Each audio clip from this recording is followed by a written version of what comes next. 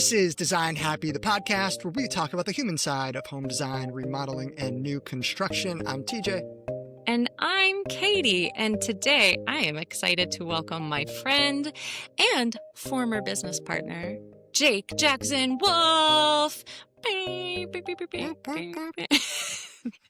it is. That happened in pre-pro and in the recording. What's your favorite sound effect?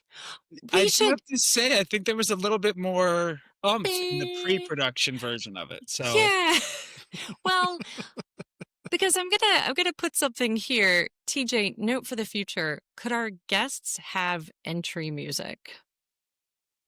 They should. Yeah. Wow. Like football style, like coming through is it the tunnel? Hype music. And a tunnel. Jake, what would your hype music be? This was not in the questions we sent you. Yeah. Let's put our guests on the spot.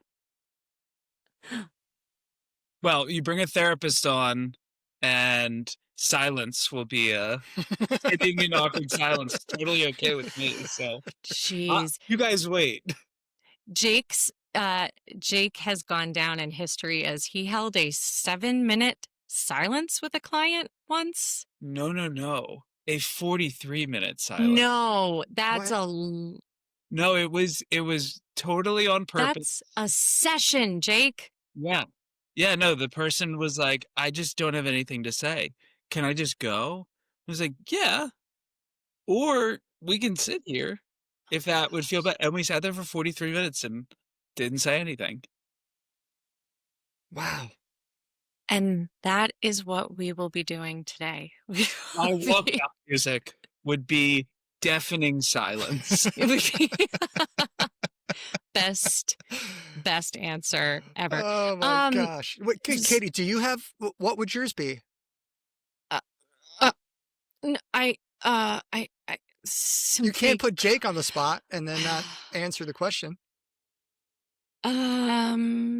It's probably Gloria Estefan.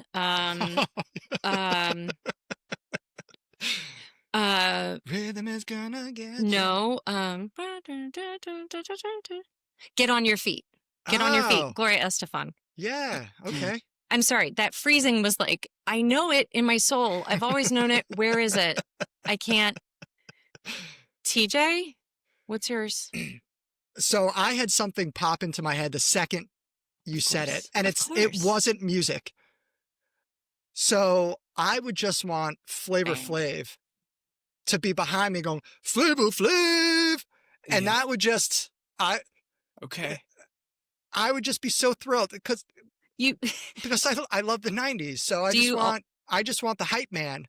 You don't want Jason Derulo. You don't want that either? Nope, good callback. You would like Mr. Worldwide? I mean, we could keep going with this. Pitbull in the house. Is that Pitbull? Was that Pitbull? Halfway through, I was like, that's not Pitbull. I think it's Pitbull. Great. With a fist.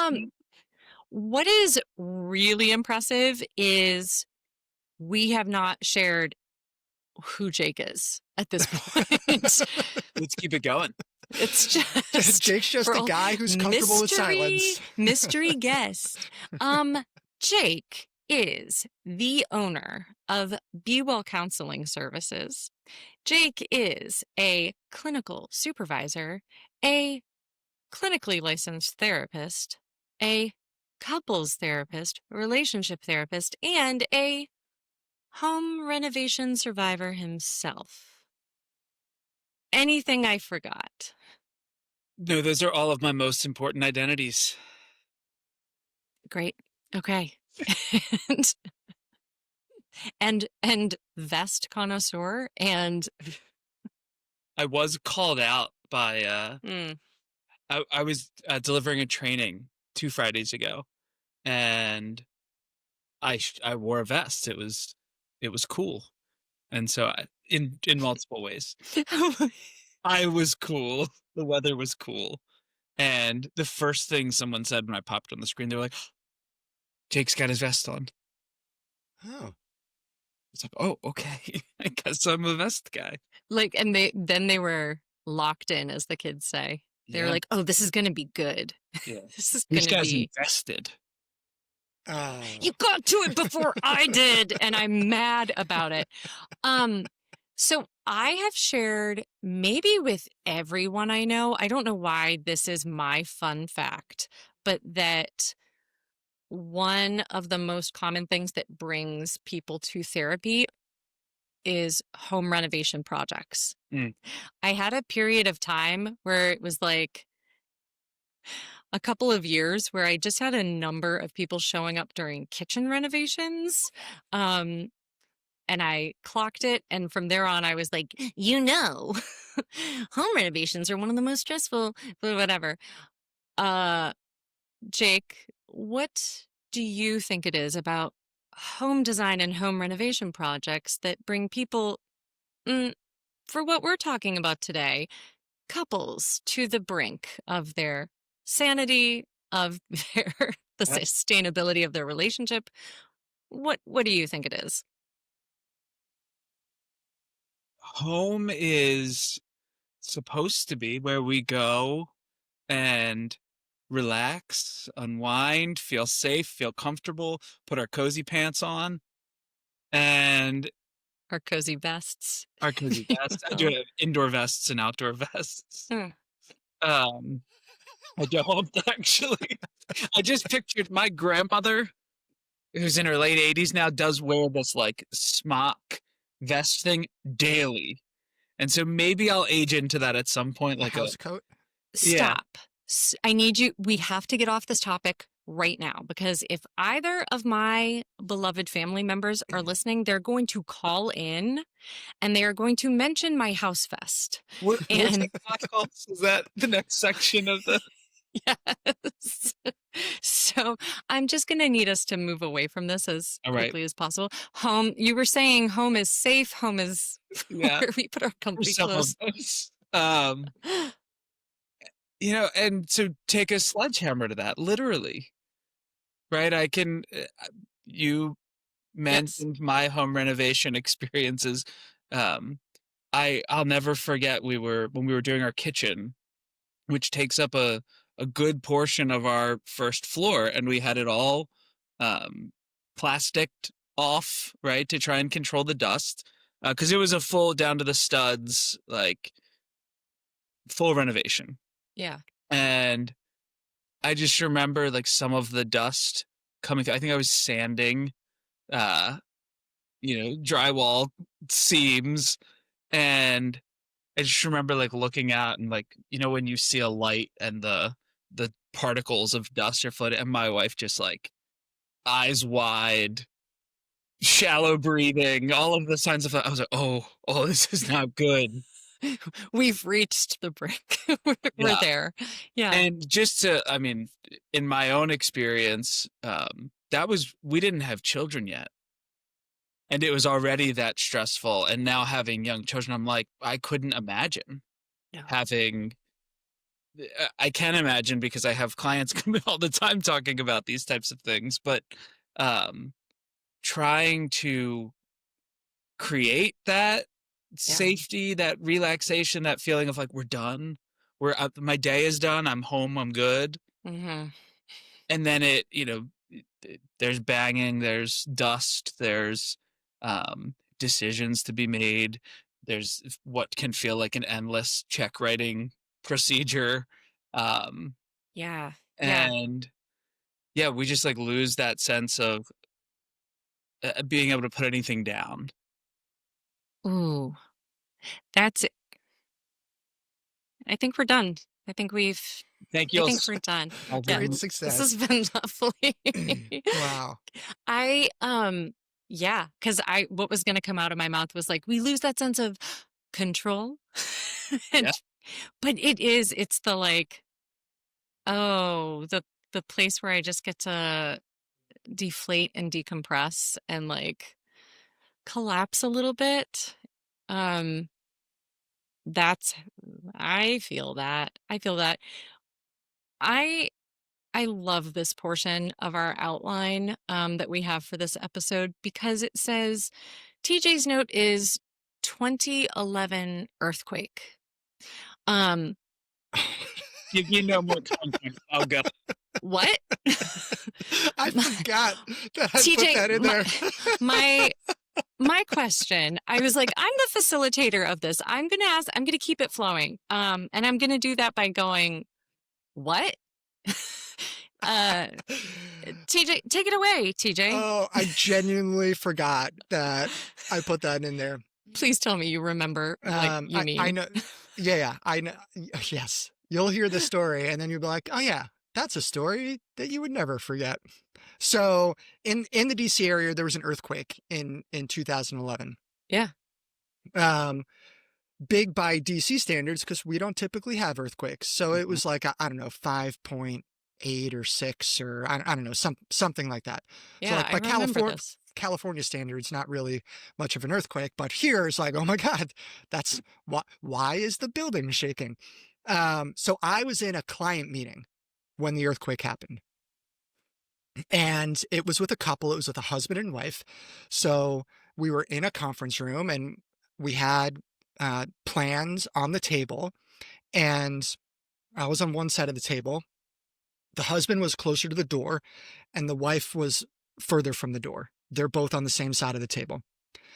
So all of a sudden things start shaking. And like we kind of look at each other, it's sort of like one of those like, do you feel that? Or am I just shaking? Like, I having a breakdown right now? Yes. I need your face to confirm whether Yeah, because like no one registered it's an earthquake because we don't have earthquakes. So we were just like, what's happening? And then it starts to get like really strong. And like all of our expressions change from like, oh, this is weird to like, uh-oh, like something's happening.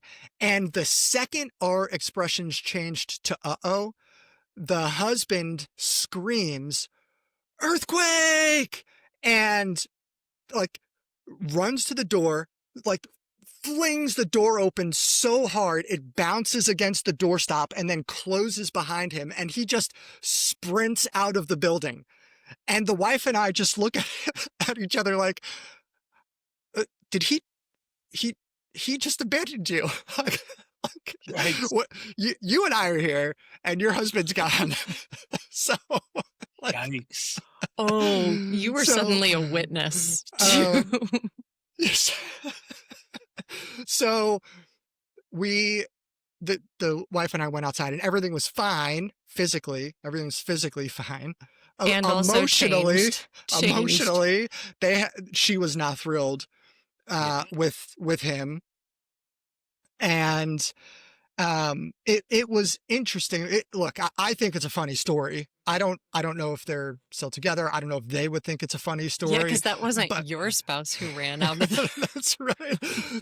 To me, this is a hilarious scene for a sitcom because like the moment when the door is opened so hard that it's slammed shut behind it, like physically separating the wife and the husband, I was like, oh, this is like poetic.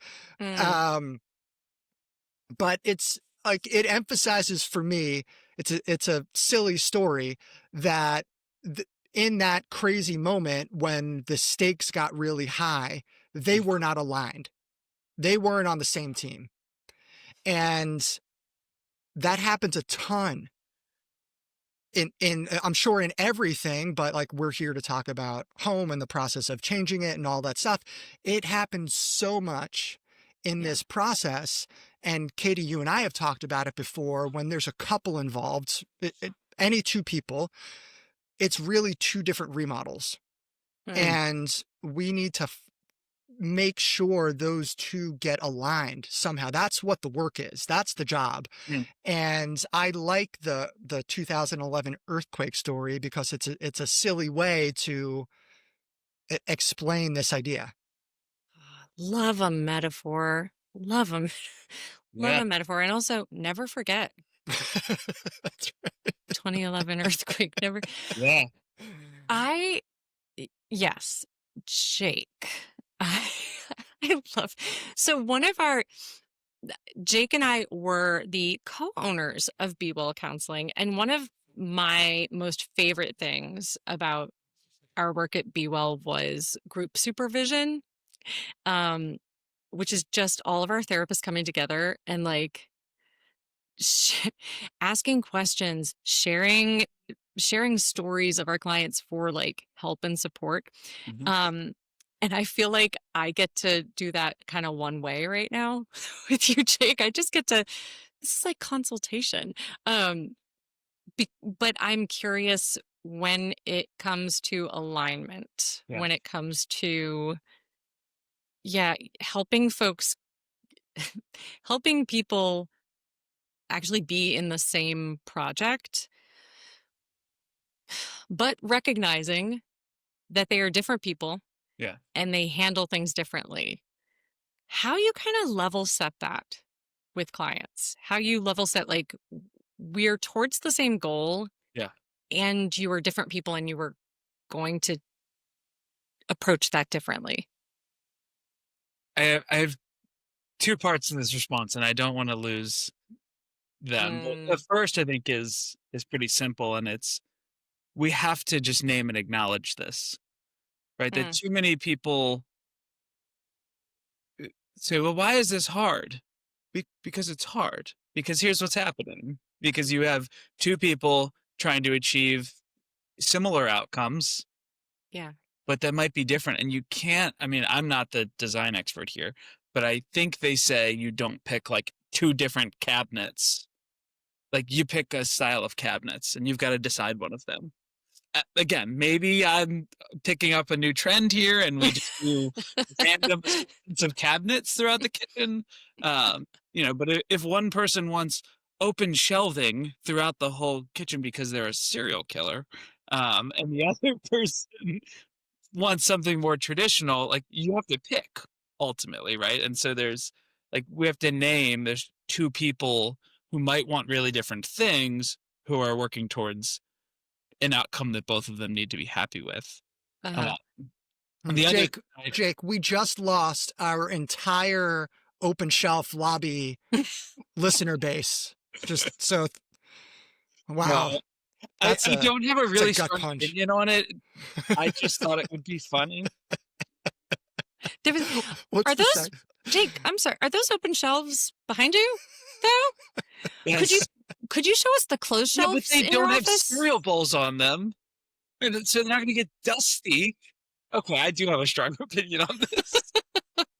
And maybe it's because I'm in the phase of life with like Paw Patrol cups that Mm. like You those want to just hide. belong out on the open shelves in your kitchen. Um, This is the brand that is Jake Jackson Wolf, though, that's like, what do you do? And you're like, you say the thing. You yeah, say, you yeah. say, you name reality. You name the like, this is hard. And the reality is we have to pick something. Wait, I think I love when you use that word reality. Marsha Linehan, who created a psychologist that created an approach to therapy that I use a lot of the tools and skills from that. She says most of our distress comes from denying reality, right? Mm. And so when people are like, "Well, this should be easy," well, you're just denying reality, right? When you make up that story, of course it doesn't go well Yeah. because that story doesn't have grounding in reality that this isn't an easy thing to do. And so I think just naming that Yeah. gives people a little bit, there's less pressure of, well, we don't have to make this great. We can acknowledge that we're going to experience some tension in this, and that doesn't mean it's fundamentally broken. Mm-hmm. And that's not about home renovations. That's about everything. Um, Yes. And then you're not wasting all this energy trying to avoid the hard. You're not like wasting all this energy trying to avoid the stress of it. So when you get there, when you can get to a place where you go like, no, this is hard. We're renovating a home. yeah. Uh what then sounds like to me, then there's the openness to like, and now we can disagree. Now we can disagree healthily, if that makes sense. How tips and tricks.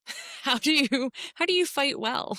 This was my second part of this, which is another hot take, another controversial statement that I'm going to make. Oh boy. Let me Yeah. get my pearls. Yeah. Um, this is what I call sitting on the same side of the booth.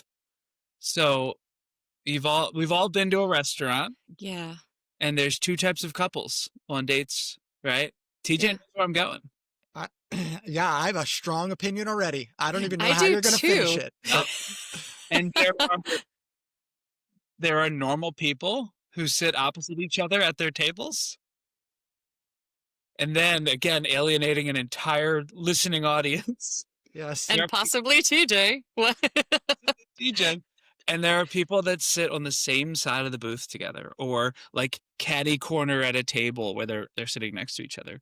And while I would never do that in real life, what I take from that is two people going, what's more important to me in this scenario is being with my partner, is being close, being connected.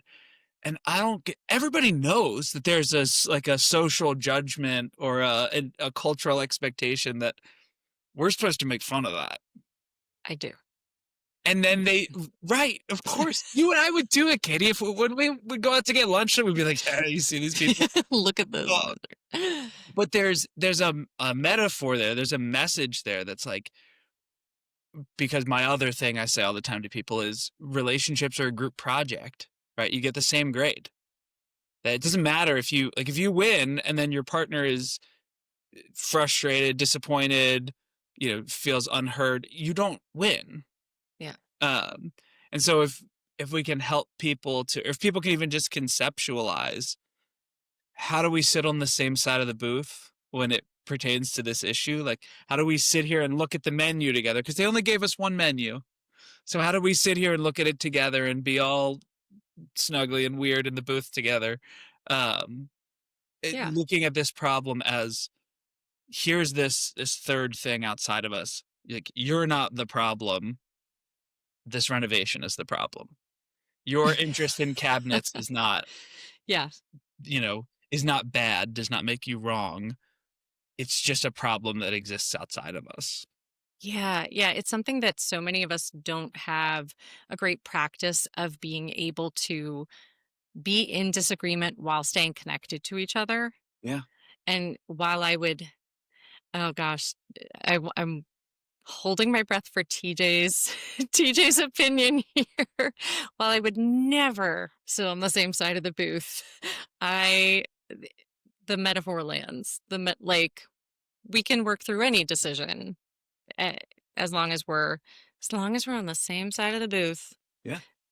TJ, are you gone? Have you left? So Kat and I always sit on the same side. I'm kidding. I'm kidding. I was going to say, I love that for you. Oh no, Kat is our longest term listener. Kat is our biggest fan. When Kat and I go out to dinner with the kids, they know at this point, because it used to be like, oh, the kids are going to sit on one side of the table and Kat and I are going to sit on the same other, and nip that in the bud so fast. I was like, listen, like, we're all going out to dinner together and you two are going to have a nice dinner and you're going to get, a special Shirley Temple drink or whatever, that you're not going to pay anything, but there's a cost associated with that. The cost is you don't get to choose where you sit. Like, that's why we're putting you at a different table. It's like your mother and I are sitting across from one another because I like to see her face. Okay. And I don't want to talk to her and hurt my neck next to me. So you two are sitting there. We did a big family vacation this summer. Yeah. And it was with Kat's family, and her two brothers were there and her parents were there and their families. So we did actually have a whole separate table for the kids, which was amazing. All of the cousins were at their own table, which they loved. But Kat and I always want to sit across from one another because it's like somebody argue. I'm going to be that meme where it's like, disagree with me. Yeah, prove me wrong. Tell me how it's better to sound the same. But they gave us a hard time about it, to the point that one night for dinner, we were there, like we were coming from an activity, and we got to dinner last. And they made it so that we had to sit next to one another. Like Terrible.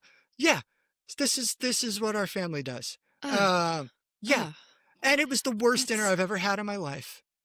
It's just like, Kat, I just can't. never I can't. forget dinner It was 2025. brutal. Yeah. Yeah. Terrible. It's up there with Earthquake 2011. With you. Did yours survive? Truly. This is what we're here for. This is Mhm. it's your partner isn't the problem. It's the people in your family. It could be your kids making you sit on the same side of the booth. Yeah. Okay. Let's ramp it up a bit. That's not the phrase I wanted. Let's what's the in poker? Let's Up the ante. let's up the ante. Let's up the stakes. Ooh, wow. Good job. Non-negotiables. Okay. We are on the same side of booth only metaphorically. And we would like from that side, we're connected, we feel safe with each other, we're in the group project, and we have different non-negotiables. It might be cabinets, it might be the flow of the dining room. What do we do, Jake? Jake, what do we do? Yeah, I think Silence. we sit with it. No, it's something we talked about before, and is we are in the very, very my spouse and I are in the very, very early stages of building a house, and in that stage when we've been like looking at different plans or different layouts, I've noticed some of these things that come up as what I'll call potential non-negotiables. Mm. Because I think there's maybe a misnomer there, that there are things that are actually not at all negotiable, that you wouldn't budge on, that you wouldn't think about differently, that you wouldn't be open to creating some openness to something Yeah. other than the thing that you came in saying, TJ, I need the floors to be this color, Yeah, Go I'm ahead. sorry. Because it could, as you're saying that, it's like what we might find out is it's more about being heard in that. It might be Yeah. more about that, like, I want to say boundary or line, or, that might be the thing that felt like I need this to be acknowledged. And then whatever comes after, the cabinets or the Yeah. paint color, or, I mean, this is just my life. This is my, like, no. Okay. Yeah. Yeah. I Yeah. can do that. I just needed you to know I said no first, but Yeah. I appreciate this. Yeah. Well, I think one of the ones that's come up as we're looking at plans for a house is, there are a lot of floor plans that have big open concept from kitchen, maybe a dining room in between, or a place for a dining table, not even a dining room, right into a family room or great room. And my wife is absolutely not. I do not want to hear the ice machine from the living room. Like that's and I think that's Yeah. maybe burying the lead, that it's not, I hate open concept.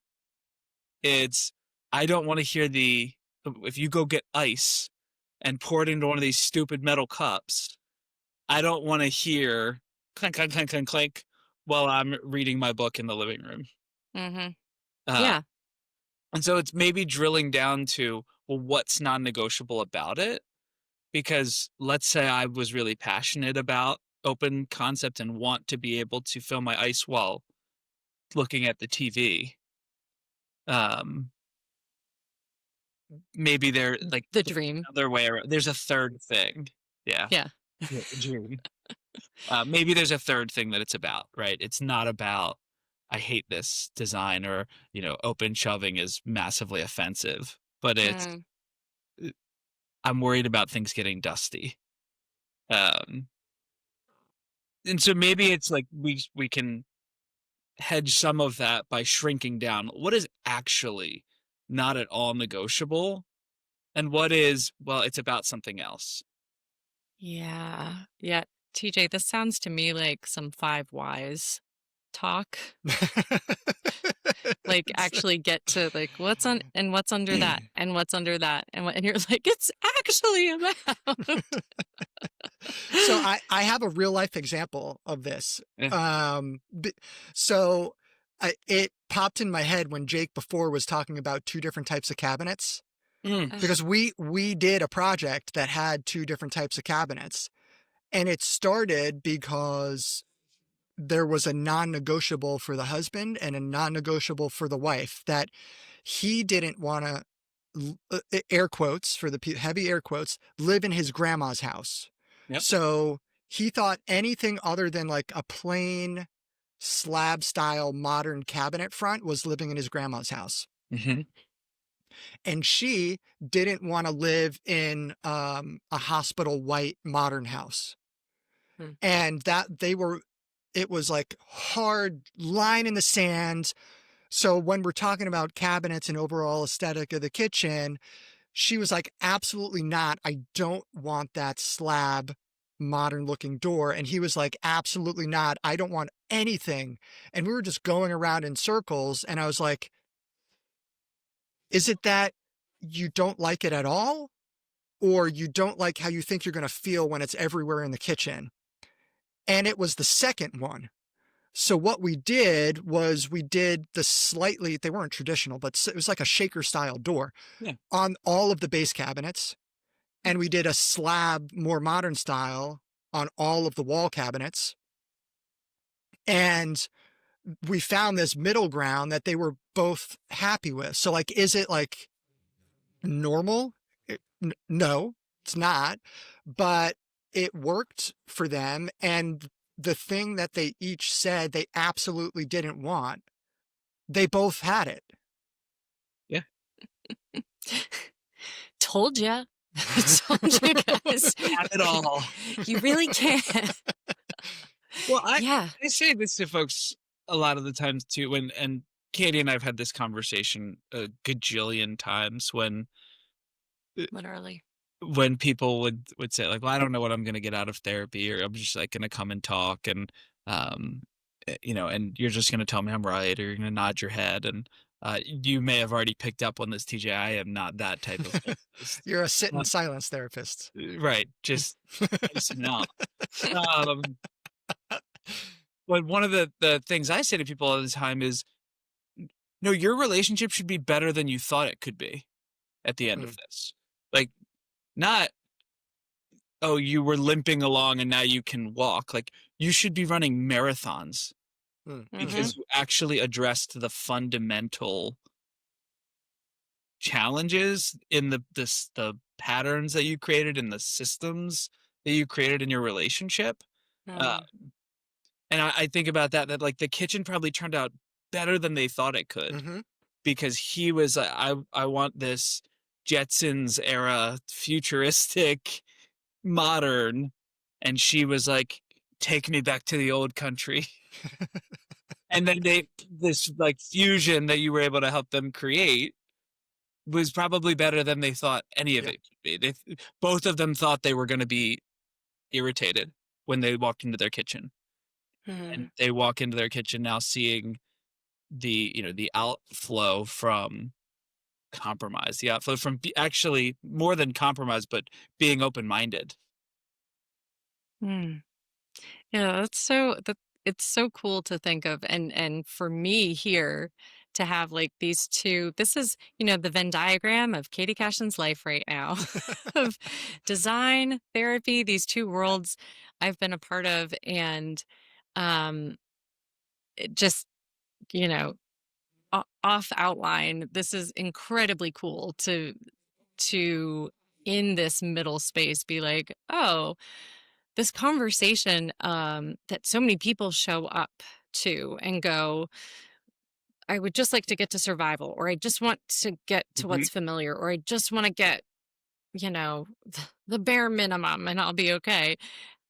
And whether it is your home or whether it's your relationship, having like providers that could go back to say back to you like, why is that the bar? Why is Yeah. if you're going to do this, if you're going to invest time, money, energy, um, why not make it great? Yeah. Why not go for greatness? If I can raise the stakes one more notch before we're done here today, um, money. Yeah. How do you do that? How do you what have you learned and what feels helpful Yeah. for couples, for folks in relationship, um, trying to bring money into the conversation to keep in mind, to ask themselves what feels important there. Yeah. I mean, I remember sitting in the mortgage lender's office when we bought our house, who was a family member of ours, and he said, you know, you're because if I didn't say this, you know, I'm married to a therapist as well, and he said, you know, I need people like the two of you in here pretty frequently because people sit down to spend the most money they've ever spent, and it's like the first time they've talked about money, Mhm. Mhm. and it brings up all sorts of you just want to spend all of our money or you're irresponsible with money, all this you stuff instead of this we stuff. Um, Yeah, yeah. and Yes, across the booth, if you will. yeah, Yeah. yeah. And it's funny, I was just talking to a couple earlier this week about money, and this was potentially a first. They were like, "Yeah, we're totally on the same page with money. We have no problems. We, you know, have enough. We've been, you know, responsible about saving, or this is we are on the same page about spending." One of them talked about like loaning money to family, and I was just like, "Wait, and there's no issues here? That this might be a first. Being completely on the same page about money, even coming from different backgrounds, but." Yeah. More often than not, what I see is this presses on people's more deeply rooted scarcity or abundance or avoidance, um, or Mm, the hyper logical people that come in and they, I'm sure you all see this where, like, but these are, you know, this is a better value because it's, you know, 83 cents more per unit, but the longevity, and you're just, whoa, whoa, whoa, which one do you like? mm, And mhm. helping people, I see my job often is helping people understand that that's sort of the background operating system and Yeah. realizing, okay, am I, it's almost, am I texting somebody and it's going to show up as a green bubble? Because again, I'm going to take another controversial position here. Do it. Are my photos gonna get all screwed up when I send them to this person or, like, it are we communicating across, you know, operating systems that speak well or that play well with each other? Um, Mm, you know, and I also would say that, you know, home renovation or anything that, you know, involves our homes where it's like the you know, it seems like every bill has 4 digits in it when it comes to our homes, right? There's no such thing as an inexpensive, uh, home project, and that's is what it is. Um, that yeah. doesn't feel like the place to me to address it for the first time. Like, let's talk about this when we're uh, when the stakes are lower. Let's talk about this also Yeah. when we're not in the middle of an argument about it. Let's take the your way of thinking about this is wrong out of it Yeah. and move to a place of this is a group project. We have to get to the same place with this. Um, and have some sort of like fundamental agreements before we move forward. Like this is our budget. This is how much we could go over budget.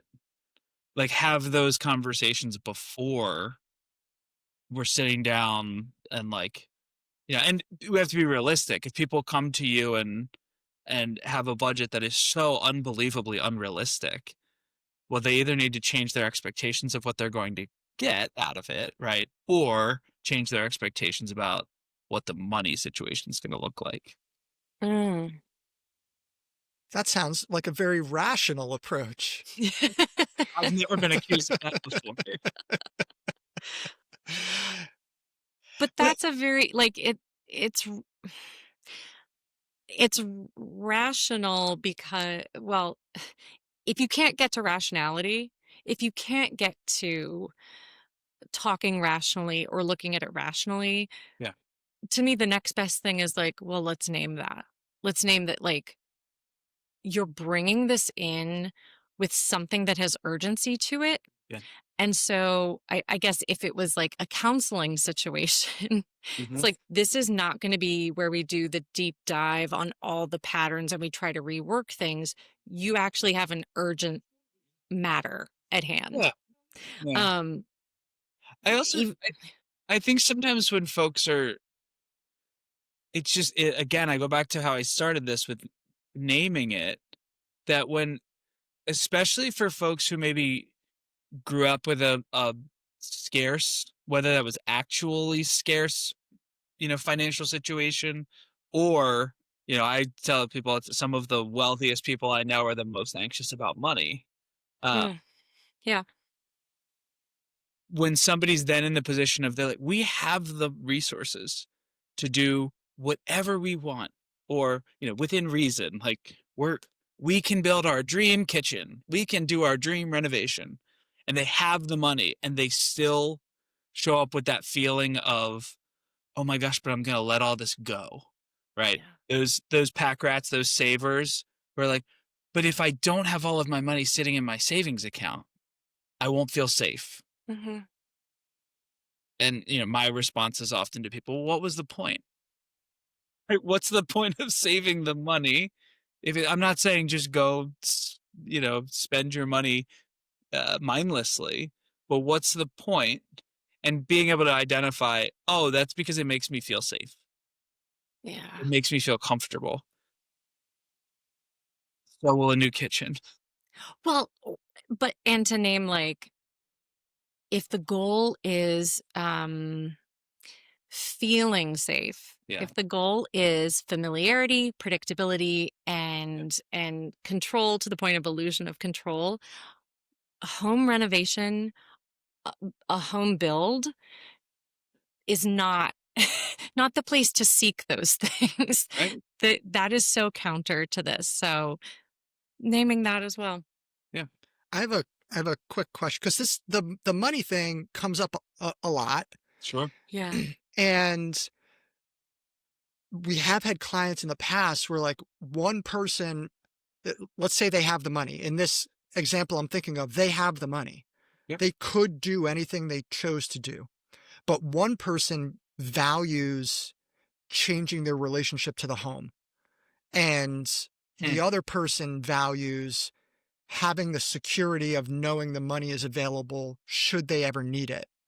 Like, I just kind of like feel my way through that conversation in the dark just because I've had it before. But are there tools or exercises, or like, if Mhm. people are trying to sit on the same side of the booth, but they're not exactly sure how to do it, Yeah. like, is there any way to help people reconcile how they're feeling with Yeah. yeah, go to therapy. Go to therapy. Yeah. BeWellCounselingServices.com. Well, and I think that that's we acquired the office building that we're in from a financial advising firm, right? And I have a great relationship with them now, and have said, here's the point where you should just stop trying to help people make financial decisions and recognize that these are emotional decisions, Yeah. right? And say, walk across the alley, ask for Jake or anyone else, because there's something deeper underneath this, right? Like that, in that scenario you were describing, it didn't have to do with money, right? It had to do with I love the way you said it, the relationship to the house, right? And like how we can build resentment towards our space when we made a silly error when doing our kitchen that we didn't want to see the microwave. And so it's in a cabinet. You have to open 2 cabinet doors to open the microwave door. Mm. So it's bang, bang, then press the microwave. And we were like, what are we doing? It's fine. I don't resent my microwave cabinet because in that case, it still feels better not looking at the microwave. We got to put up the hood over the range that we wanted to.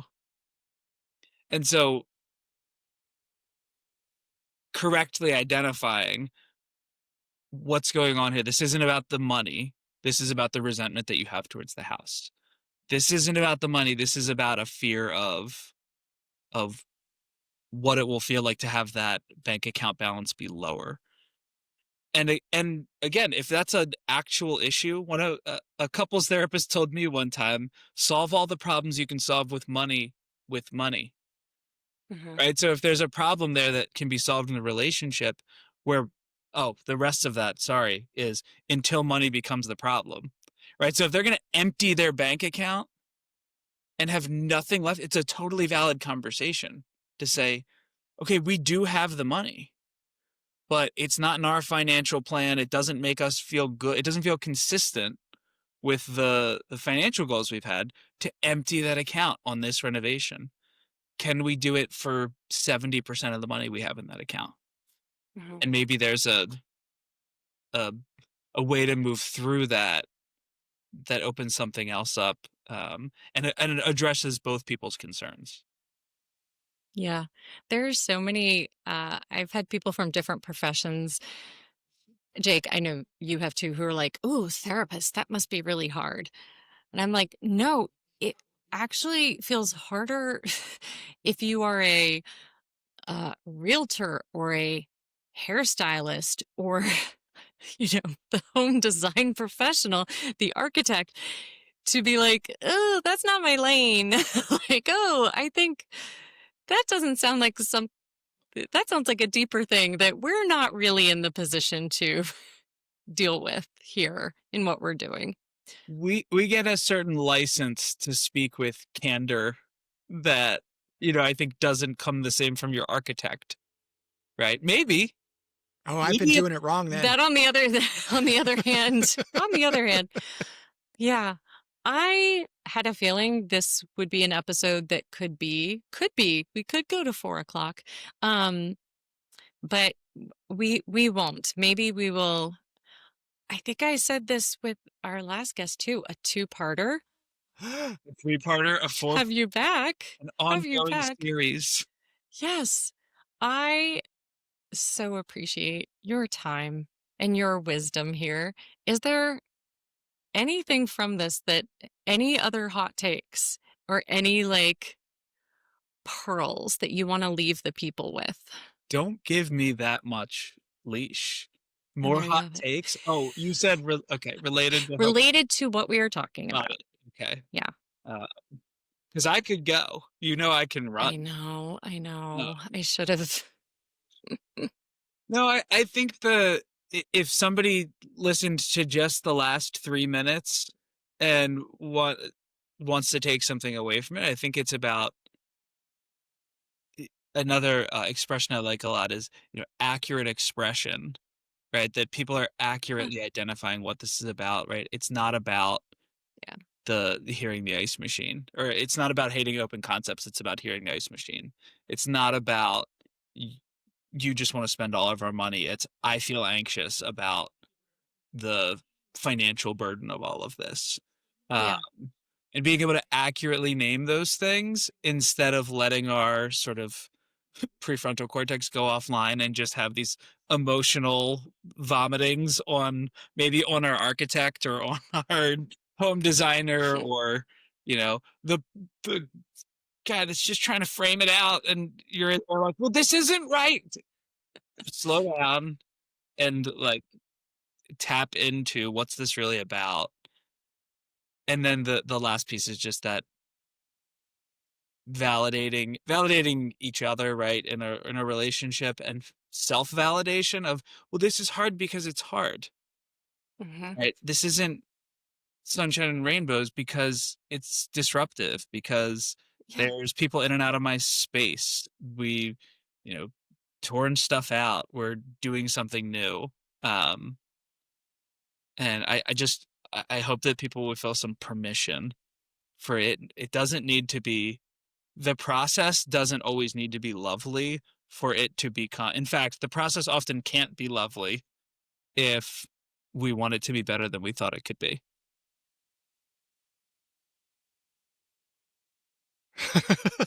Chef's kiss Yes. from Katie. Katie, you taught me everything I know. Oh my goodness. Stop. Okay. Um, so if you're listening and you need counseling, you should go to Be Well Counseling Services. Jake and his amazing team. Am I biased? Yes. Yes, I am. But I'm also objective and right. And I could not recommend them more highly. And once you've done that, or if you feel like you've done the foundational work and you're ready to not take it out on your residential architect, designedhappy.com. Yeah. I see a circular referral process. I do too. This has been great. Thanks so much, Jake. And thanks for everyone who's listening. Hope everyone got a little bit of what they need. Yeah, except all the people that like open shelves and the way the bubble looks on their phone. Like we lost a lot of And sitting a on the lot of same listeners. side of Yeah, the booth. yeah. Well, This was an exercise in disenfranchising as many listeners as possible, and we did a good job. I would like to call it distress tolerance. Learning to sit with. We don't have to agree in order to come to, effective outcomes. So If they're still listening, then yeah. yeah, Then it yeah, took sure. off at minute 6. So That's right. Oh Okay. my gosh! Thanks, Well, Jake. for having maybe we'll see. Maybe we'll see you next time. All right, see y'all. Yay. Bye.